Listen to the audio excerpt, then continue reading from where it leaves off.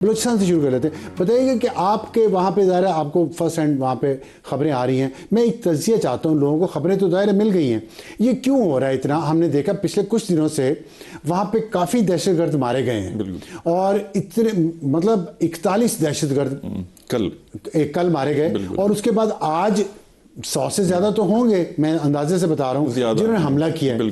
تو اتنے دہشت گرد ہیں وہاں, اور پورے کوئٹہ سے لے کے گوادر تک وہ پھیلے ہوئے ہیں کہ انہوں نے ایک ہی کوارڈینیشن کے ساتھ ایک ہی وقت پہ حملہ کیا.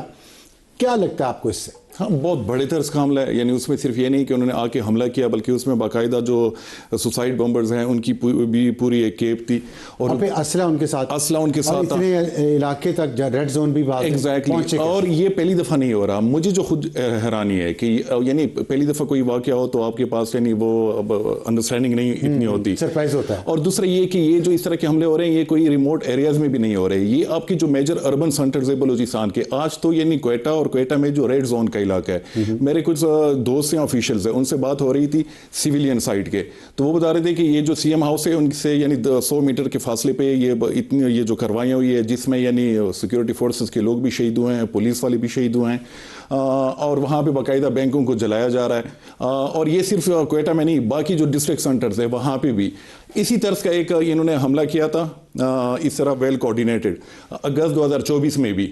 اور اس کے بعد بھی اکثر ہم یعنی مین اسٹریم میڈیا میں وہ چیزیں زیادہ رپورٹ نہیں ہوتی, ہم تو کور کر رہے ہوتے ہیں کہ ہر مہینے اس طرح کے وہ اٹھ کے درجنوں کے حساب سے وہ کسی ایک جو ڈسٹرکٹ سینٹر ہے اس میں گھس جاتے ہیں, 2-3 گھنٹوں تک وہاں پہ ان کا قبضہ باقاعدہ ہوتا ہے, اور پھر وہ وہاں سے نکل جاتے ہیں. ان میں یہی کہ وہ آگ وغیرہ لگا دیتے ہیں, سیکورٹی فورسز کے لوگوں کو ٹارگٹ کرتے ہیں.